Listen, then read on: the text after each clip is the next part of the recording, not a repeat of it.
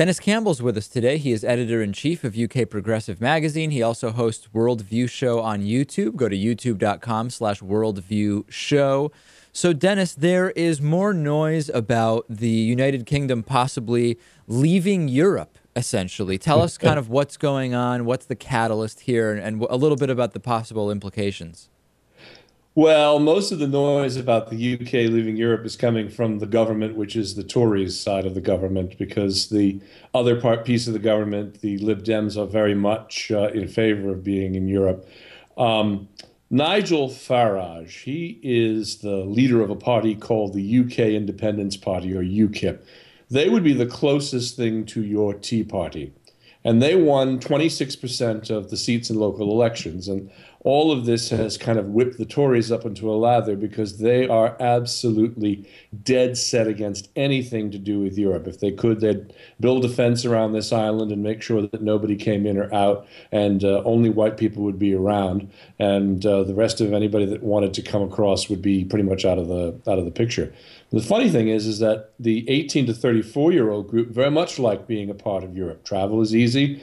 There's only one currency once you get across the channel to worry about, and they like a more cosmopolitan lifestyle. So most of the action is coming from these older Tories wanting to leave the European Union because they're afraid that with the easing of some travel rules that Romanians and Bulgarians will flood into the UK, just as the Poles did. But of course, they're now leaving. That will have more gypsies and their caravan communities squatting on farmland.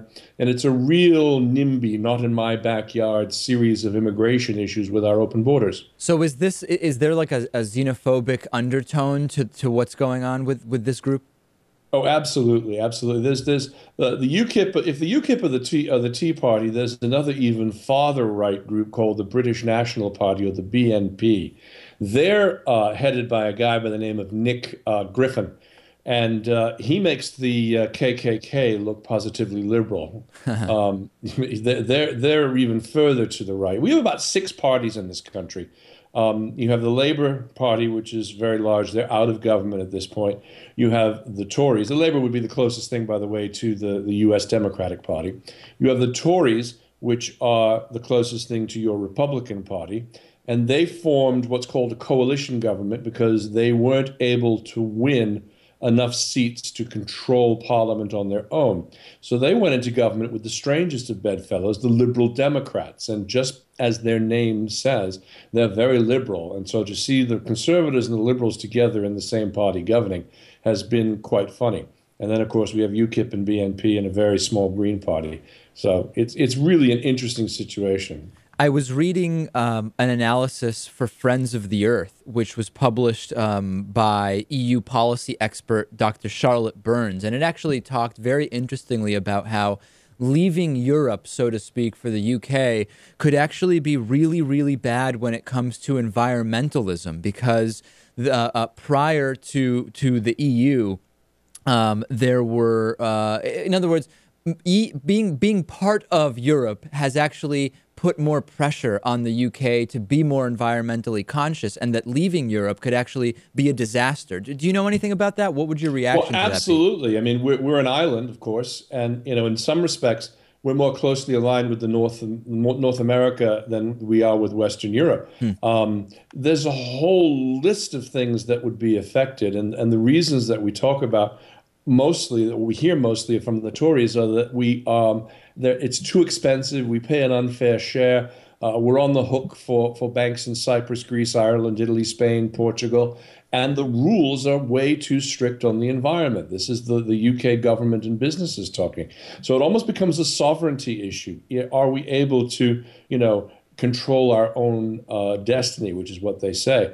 We're not a part of the single currency of the euro. As I said, we're an island in so many respects because we're more closely aligned to North America. You had Prime Minister Cameron there this week, and you also had Prince Harry there on an official visit. So, they'll look for any excuse, including it's Thursday. I mean, the list just goes on and on of reasons why they want to leave. But when push comes to shove, there are a number of people in the Tory party that say, wait a minute, that's not a good idea. So bottom line, how likely is this to happen? It's still very much up in the air. I mean, we've got an election coming in 2015, very early in 2015. And I think part of what you're going to see as a result of that election is a lot of focus on a promise that David Cameron has made with the Tories. And he has basically said, we're going to have a referendum if the Tories are put back into office for another 5-year term. That is creating a bit of an issue with everybody. Interesting. What's coming up on Worldview Show?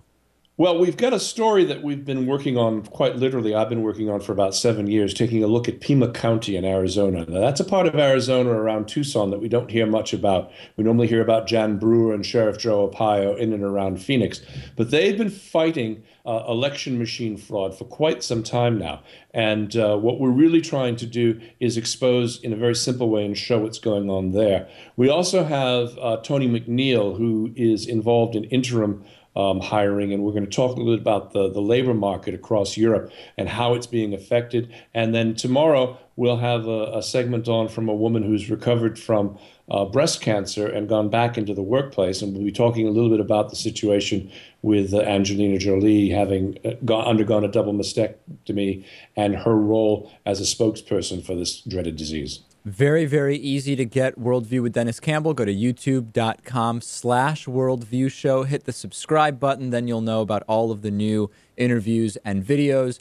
Excellent stuff, Dennis. We'll talk to you next week. Looking forward to it.